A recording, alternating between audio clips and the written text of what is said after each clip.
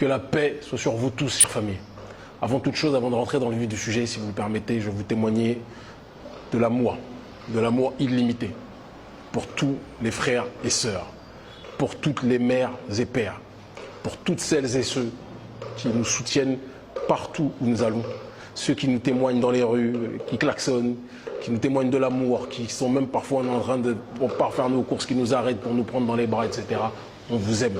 Ça, c'est quelque chose d'extrêmement important à vous dire.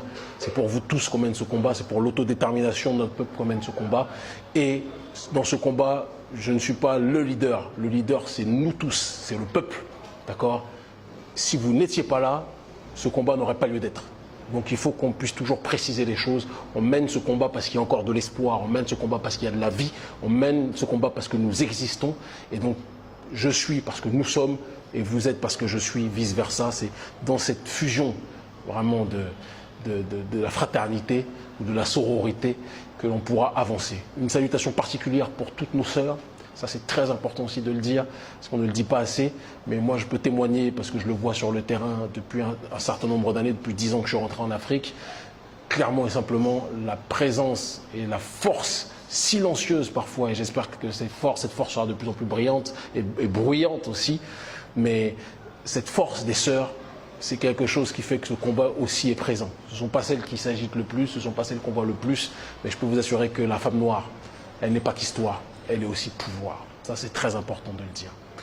Une fois ce préalable énoncé, on va, si vous le permettez, revenir sur l'événement de la journée et sans doute de la semaine sur la scène France-africaine, en l'occurrence le sommet de Pau, où les dirigeants du G5 Sahel ont été convoqués, il n'y a pas d'autre mot pour l'énoncer, par celui qui est leur, on va dire, pour parler de manière poétique, leur responsable hiérarchique, qui est Emmanuel Macron, le président de la France-Afrique et président de la France. Alors, officiellement, le motif est comment fait-on pour améliorer les choses dans la lutte contre le terrorisme. Ça, c'est ce qui a été énoncé de manière publique, c'est ce que tout un chacun sait, lit dans la presse, dans nos presses locales, ou entend à la radio, ou regarde dans les médias de manière générale. Ça, c'est une chose.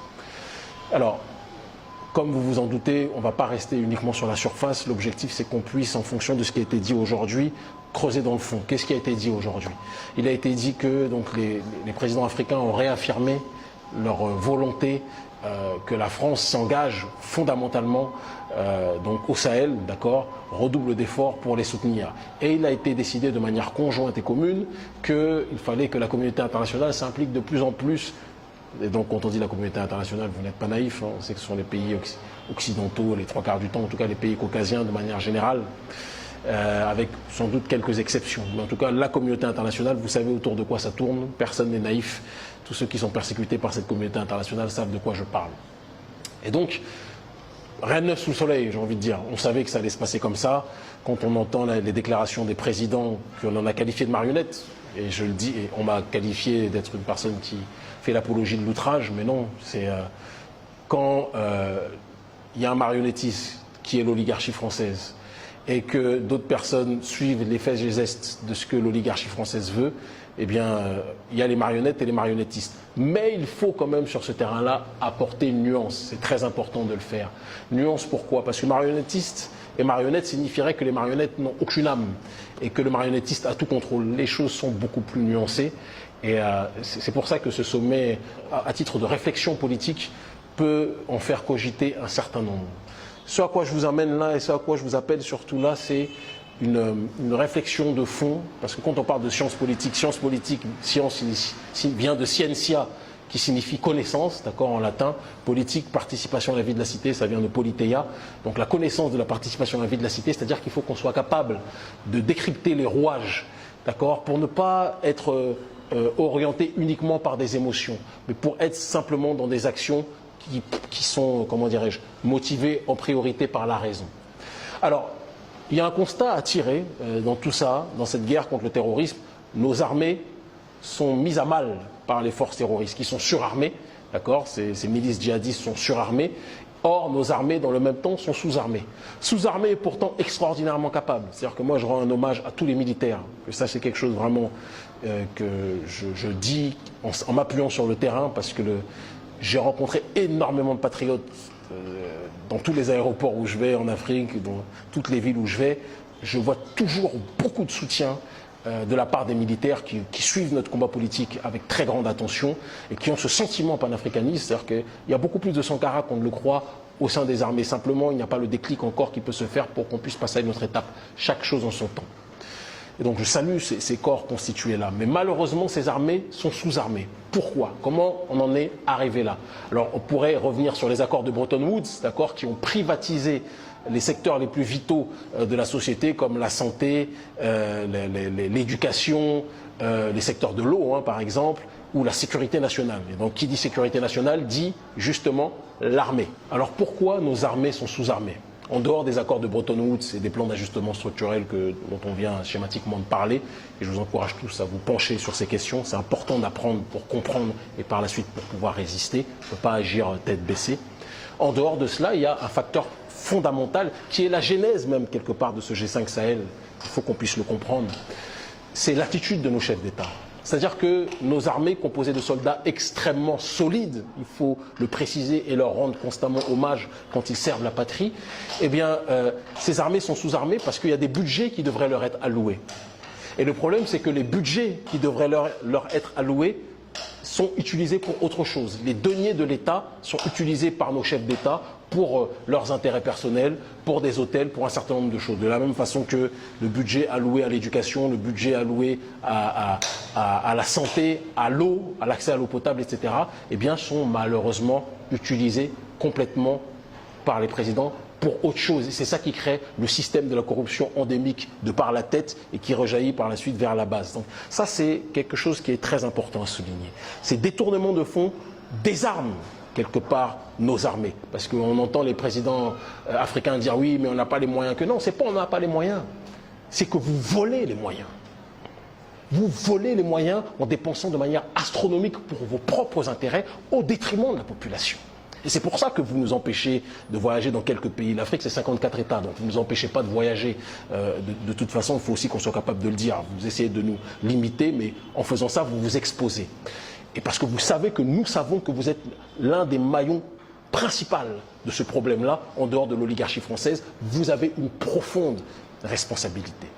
Cet argent détourné désarme donc nos armées et fait que lorsqu'il y a des conflits, il faut le préciser, l'armée est sous-armée, mais les milices des chefs de l'État, d'accord, ce qu'on appelle les gardes présidentielles, les milices des chefs de l'État, elles sont surarmées. Pas surarmées pour être compétents face aux menaces terroristes, mais surarmées pour mater l'opposition, terroriser, tabasser l'opposition, qui elle n'est pas armée, lorsque celle-ci décide avec dignité de se lever pour lutter contre l'iniquité, comme on peut le voir au Togo ou dans d'autres endroits.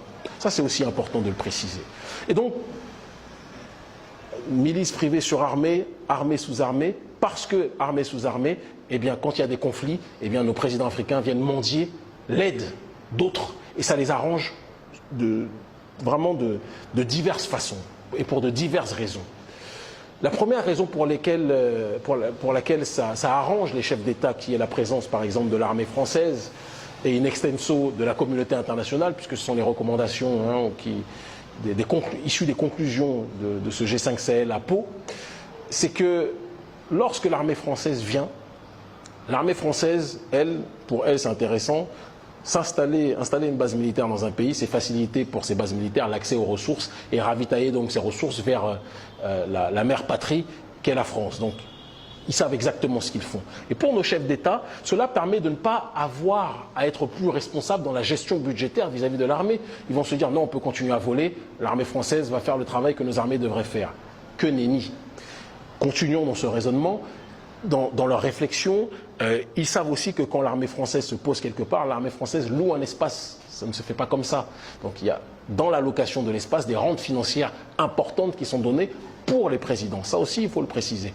Troisième élément qui est aussi important, je pense, qu'il est aussi important de rappeler, c'est que en cas de crise électorale, quand il y a une guerre, et c'est pour ça que dans les régimes dits fermés, dans les régimes dictatoriaux, la privation de la sécurité, le danger terroriste facilite la montée en puissance des régimes autoritaires, parce que ceux-ci peuvent fermer les yeux sur les libertés, peuvent fermer les yeux sur les démocraties et dans des mesures d'exception peuvent créer une sorte d'opacité aussi dans la gestion des deniers de l'État. Et ça, c'est quelque chose dont nos chefs d'État sont en réalité spécialistes. D'accord ? Et donc, en période de crise électorale, l'armée française va toujours favoriser, et les autorités françaises vont toujours favoriser, sous prétexte d'union sacrée contre le terrorisme, le président dictateur en place, d'accord, en disant qu'il a beau être dictateur et ne pas respecter les droits du peuple, eh bien, on doit travailler avec lui, on va tout faire pour le maintenir au pouvoir, parce que c'est notre allié, il nous a autorisé à venir nous poser pour lutter contre le terrorisme,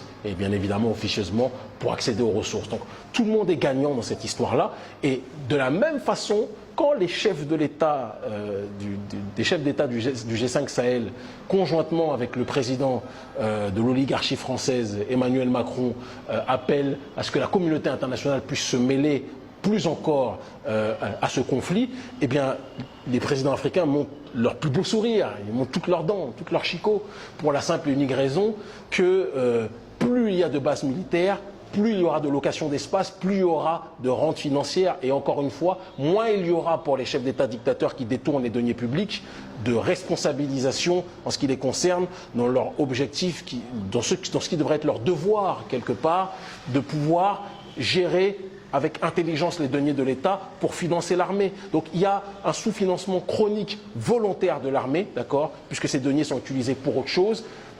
On fait venir les armées étrangères. Ces armées étrangères seront des grands soutiens en cas de crise électorale au niveau de la communauté internationale. C'est-à-dire que s'il y a par exemple un conflit électoral entre l'opposition et les dictateurs, eh bien la communauté internationale va dire qu'il faut maintenir le dictateur, même si c'est pas bien le non-respect de la démocratie que personne ne respecte, mais il faut quand même tenir compte que ce président-là, dictateur entre guillemets, c'est quelqu'un qui aide à la lutte contre le terrorisme et il y a une très bonne collaboration entre eux et nous. Donc chacun est gagnant dedans et les présidents africains que l'on présente, moi le premier, souvent comme des marionnettes, sont des marionnettes consentantes, sont des marionnettes qui savent se remplir les poches, sont des marionnettes qui ont tout intérêt à ce qu'il y ait une multitude de bases militaires et de forces exogènes qui soient présentes, d'accord, sur leur terrain, parce que ce faisant, leur rente financière augmente, leur sécurité augmente, parce qu'il y a aussi une terreur psychologique. Plus il y a de bases militaires, plus il y a de forces militaires, plus l'opposition se dit mais comment tu veux résister contre ce président alors qu'il a toutes les armées du monde avec lui en cas de conflit. Donc il y a ce mécanisme-là qui est effectué, c'est de l'ingénierie sociale de la domination qui est instaurée de cette façon. Et je pense que si on veut vraiment être capable de s'organiser de la plus belle des façons dans le front anticolonialiste français en Afrique, d'accord, le front anti-CFA que dirige l'ONG Urgence Panafricaniste, que l'ONG Urgence Panafricaniste a créé, structure et finance, eh bien, il faut qu'on ait, donc, comme on vient de l'expliquer là, la compréhension des mécanismes qui sous-tendent la situation. Là, ils nous disent lutte contre le terrorisme, union sacrée.